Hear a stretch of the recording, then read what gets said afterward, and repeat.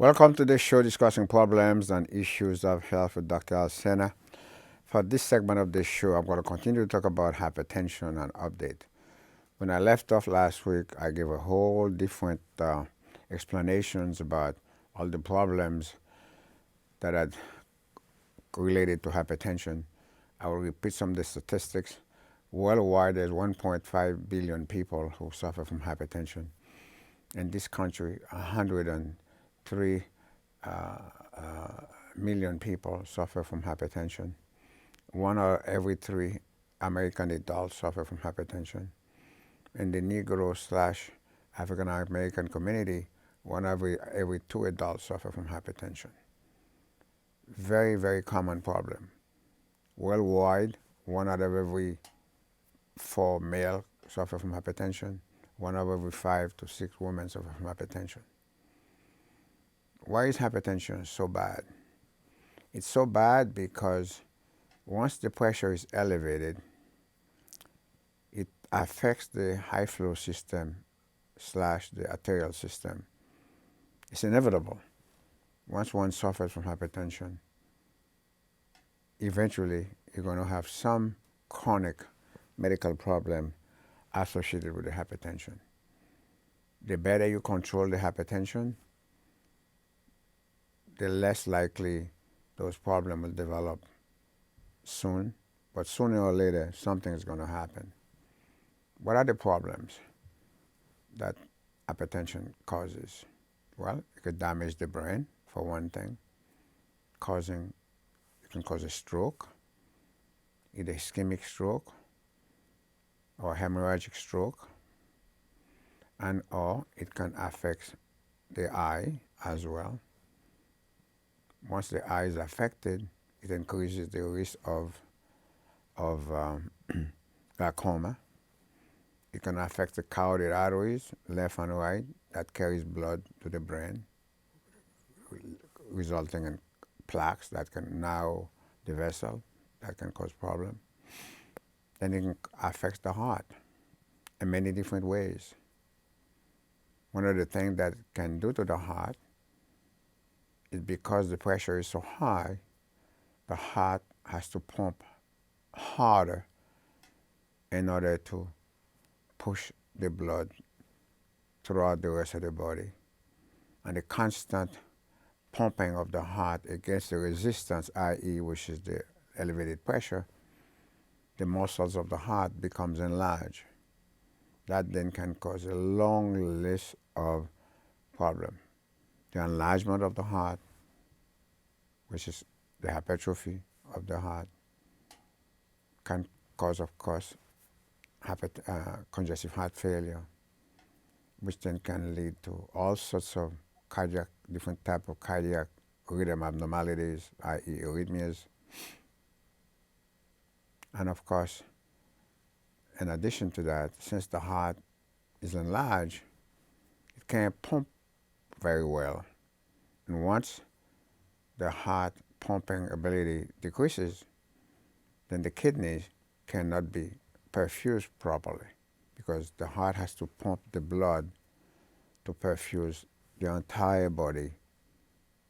And of course, the kidney is part of the end-stage organs, such as the end-stage organs are the brain, the eyes, the heart, and the kidney.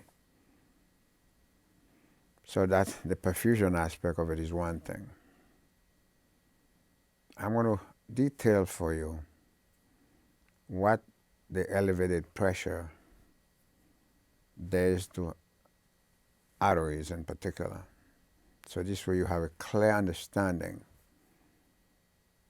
how the elevated pressure manages to damage blood vessels.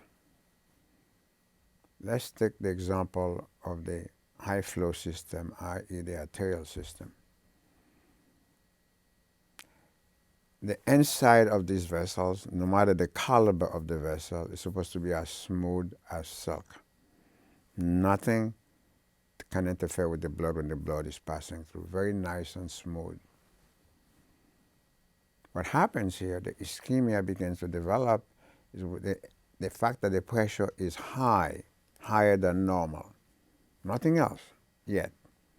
The very fact that the pressure is higher than normal, that itself causes damage to occur in the first lining of the blood vessel called the intima.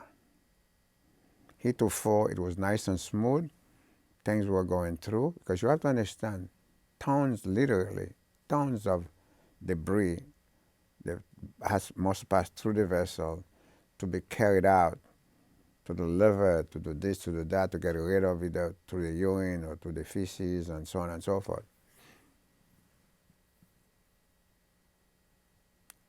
Once the first little damage, which is caused by the elevated pressure itself, nothing else yet, just the fact that the pressure is higher than normal inside the vessel. Because when the pressure is high, it is inside the vessel. When you take the blood pressure of the individual, the elevated pressure is reflecting how high the pressure is inside the blood vessel. That itself causes the first little aberration to occur inside the blood vessel. So far, so good, okay. I just mentioned debris that's passing through. As the damage occurs, for the first little damage, no matter how tiny it is, as the debris is passing through, one little debris is going to get stuck in that little damaged area. Heretofore, it was nice and smooth, and it stick there. That is read, believe it or not, by that surface of the vessel as a foreign substance. That then causes the beginning of a local inflammatory process. I want you to visualize that. That local inflammatory process begins, and then there's an inflammation right there. And as the inflammation progresses, more little garbage gets stuck on top of it. That begins, here it is, that began the formation of plaques inside the blood vessel, no matter the caliber of the vessel. The vessel could be the aorta, either the thoracic aorta or the abdominal aorta, which is the two largest. The aorta is the largest blood vessel in the body. Yeah, you form plaques there too. You could develop aneurysm because of the plaque. It can rupture, unfortunately. And all vessels, in particular in the arterial system, all these things can be affected by the elevated pressure because it was not meant to be that way. I've talked about the causation of pressure. I'm not going back there again. I'm just talking about what's going on in reality in someone who is hypertensive. And the organs, all organs will ultimately suffer secondarily as a result of blood pressure. But the primary organs are the ones that I'm talking about. So, you develop ischemia. How did the ischemia develop? Well, the development of the ischemia is the fact that the blood is not passing through freely. It's getting stuck there. Therefore, oxygen is not being delivered properly in the area that vessel is responsible for. Each vessel is responsible for a little part of the tissue where it is located to bring in oxygen, to bring blood. And the blood, of course, has oxygen. The oxygen is located in the hemoglobin that is part of the red blood cell to deliver it, because no tissue in the human body can survive for any significant period of time without the delivery of blood to it to keep it alive. So since we're starting about the brain, well, once that happens, let's say in the larger caliber vessels of the brain, then of course that can cause ischemic stroke. There are different types of stroke. You have ischemic stroke, you got hemorrhagic stroke, you got thrombotic stroke, and so on and so forth. If the pressure is super, super high, like stage 4, which is hypertensive crisis. The vessel were not in good shape to begin with. You could rupture a vessel and have hemorrhagic stroke right there, period, because the pressure is too high. If the pressure is high chronically, then you could develop you would inevitably, if it's does not get treated properly or not treated at all, you will eventually develop damage to the brain and all the other end stage organs, the brain, the eye, the heart, the kidney. I'm sticking with the brain because I'm starting from the top. Now, deep into the substance of the brain requires blood flow as well. Otherwise, that part of the brain wouldn't survive. The tiniest little arteriole, no matter how tiny they are, they follow the same process. Vessels are vessels. They have different caliber and sizes, but the same physiological concept exists. That is why the vast majority, more than 95% of individuals of color who develop dementia, they don't have Alzheimer's. They develop dementia because of microvascular disease of the brain. Microvascular disease of the brain. The chapter on stroke in this book, I believe it's chapter 2, African American Women's Health, and also the art and practice of modern clinical medicine, chapter 2, is also on stroke. I describe these things in the greatest possible details. If you need to know more about these things, get your hand on these books, read the detail, the time and effort that I took to explain all these things.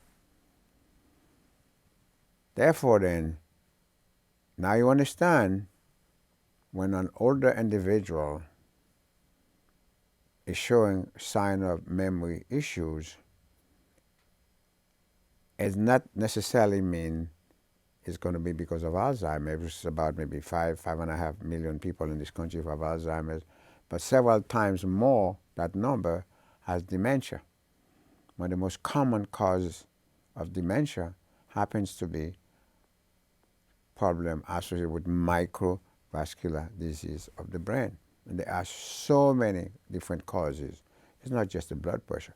Elevated pressure, high cholesterol, diabetes mellitus, thrombophilias, and a whole host of other abnormalities can cause someone to have microvascular disease of the brain.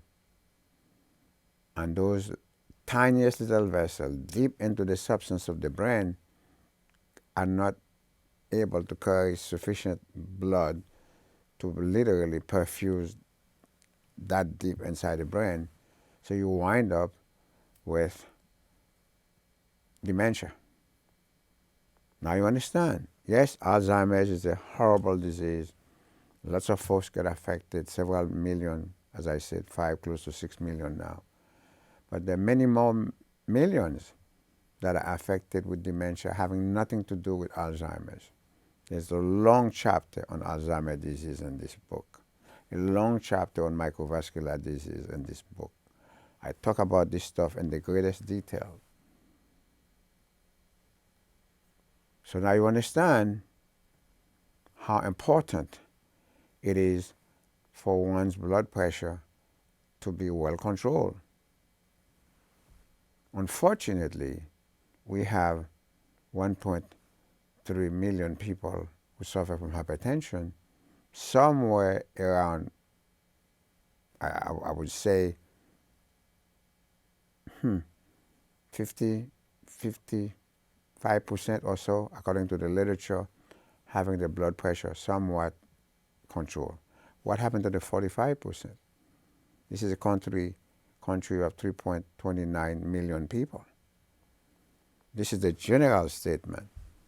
Well, you have in the Negro/American community, and I use the word Negro for a particular physiological reason, because all individuals of color who are not Caucasian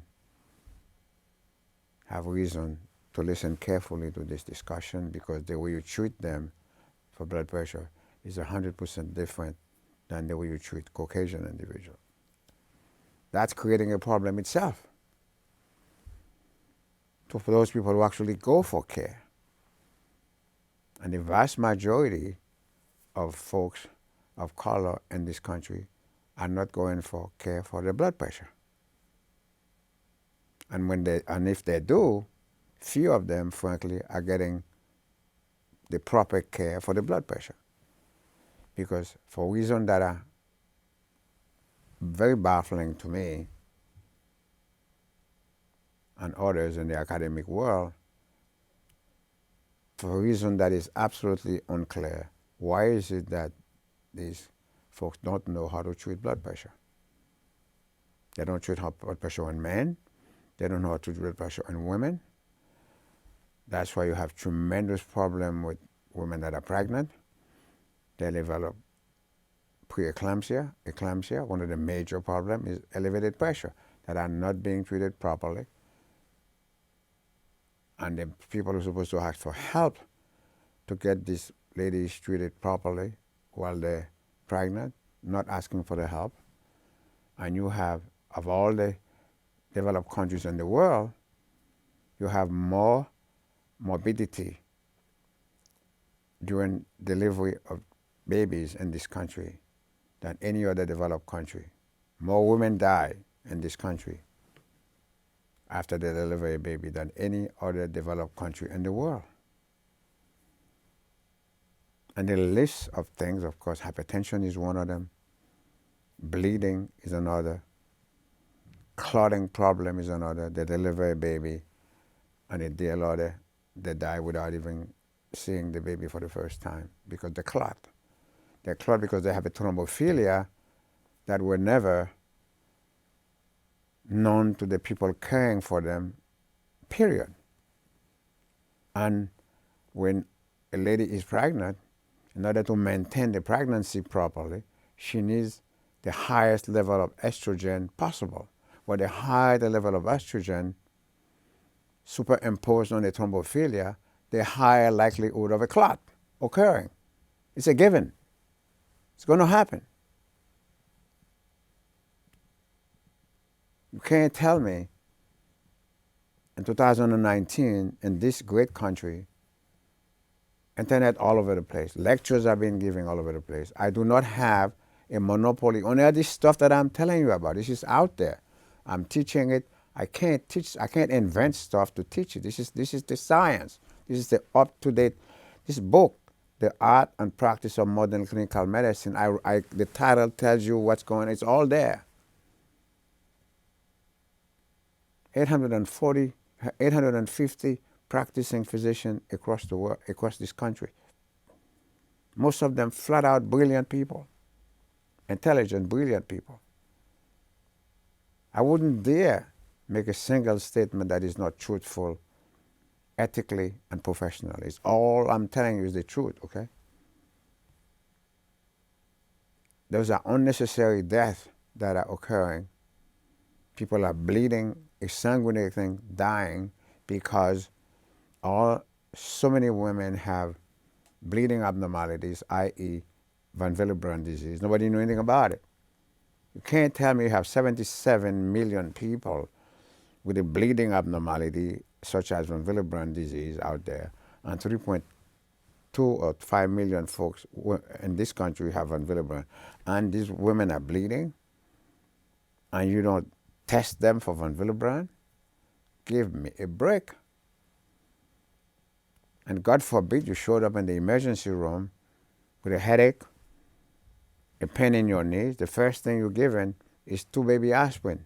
Yeah, I'm sorry, 2 aspirin. Take 2 aspirin. One of my colleagues made me laugh so much I could cry that he showed up he was doing some work on his house. He felt something, it damaged his hand. He knew he fractured a hand. You can feel it. Showed up in an emergency room that I will not obviously name for the obvious reason. His vital sign was taken. All the man showed up for was to get an X-ray. He's an radiologist himself, but he can't X-ray himself. He just wanted an X-ray of his hand so that he could get orthopedic care. He was given 2 aspirin and a bottle of saline. So he said, "No, I don't need any aspirin. Why are you giving me saline for? All I need is an X-ray." So he got to sign it. "Sir, you accept the care.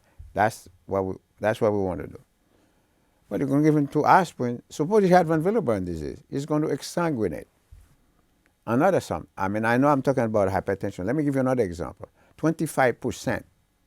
This is a true story. 25% of adult hemophilia develop spontaneously. Spontaneously. People develop hemophilias that they were scheduled to have. Several patients in my office that I'm preparing to go to send for surgery, they have hemophilia and they know nothing about it. And you can give them 2 baby aspirin, which is contraindicated. And if I argue against it, then I'm not only that I'm a bad person, I must be destroyed. Forget about the fact that they're not interested in learning from me. Oh, God forbid they're going to learn medicine from a Negro man. Oh, my God. Whew. That's a catastrophe in itself. Okay? They're not interested in learning. In fact, I get offended if I take time to explain to them. They're not interested.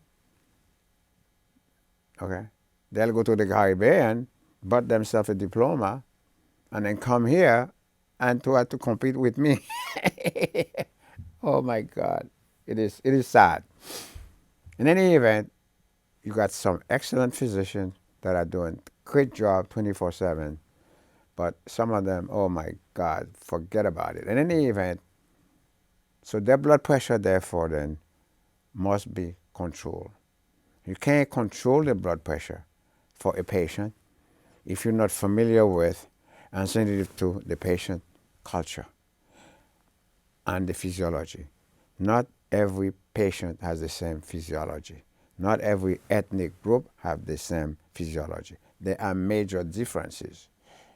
And you have to take it is a lot of time, it's a lot of work, but it is your job to know this stuff and to take the time to do it proper. If the patient says no, then write the note on the chart. I offer the patient X medication because X medication is better. He or she says no. No, that's fine. At least you show that you know what you're doing and you cover it. Because the patient says no, you write the note, patient refuse.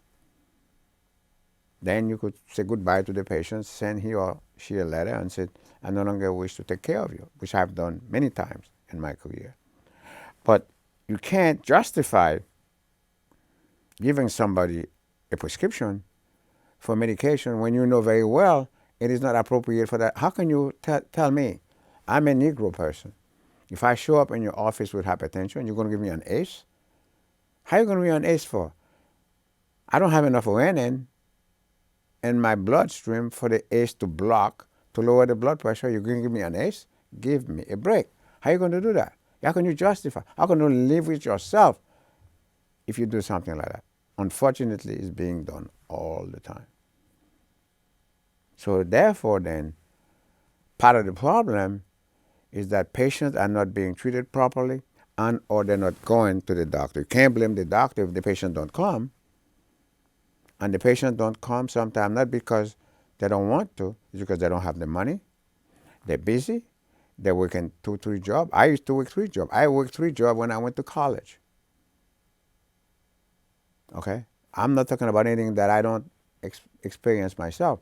So a lot of the time, the patients can't take the time. That's one of the main reasons when I wrote the article recommending the formation of community health centers in the United States of America. That's one of the points that I made.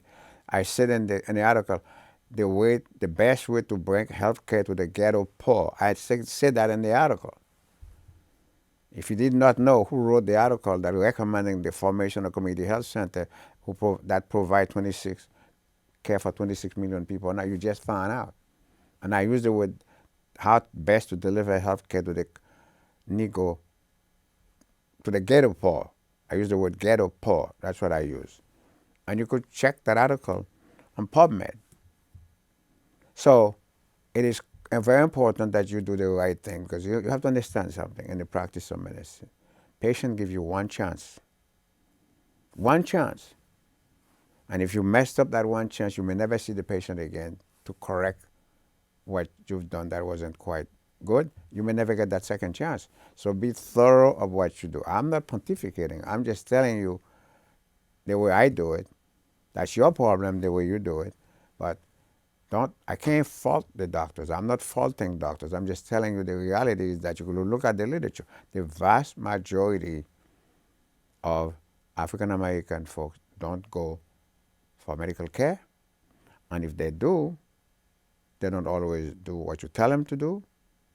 The women are much better in terms of following medical advice than the men do. That's why the subgroup with the highest incidence of congestive heart failure in this country is African American male between the ages of 35 to 40, thereabout. Because the heart is under constant stress, it's over pumping, the blood pressure is not controlled, and the stress the heart is feeling, causing the heart to become enlarged, and it fails. This stuff is crucial. And then what's sad about it, the simplest diagnosis to make is elevated blood pressure. The simplest disease to treat is hypertension.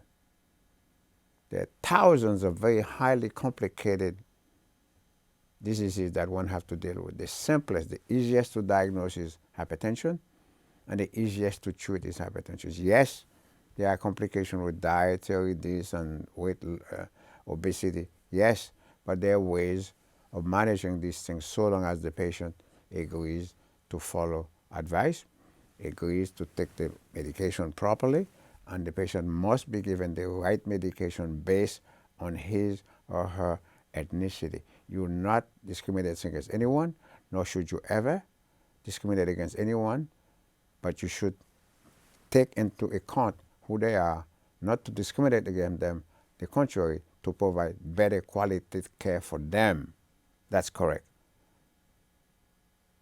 That's the reason why you're supposed to know this stuff, so that you can provide the best quality care for this particular patient based on his problems and association with who the patient is. That's very important. Can't treat somebody if you don't know who they are. You just cannot do it properly. You could do it, but it's not going to be done well. Listen, until I see you again, this is Dr. Alcena saying so long and bye-bye.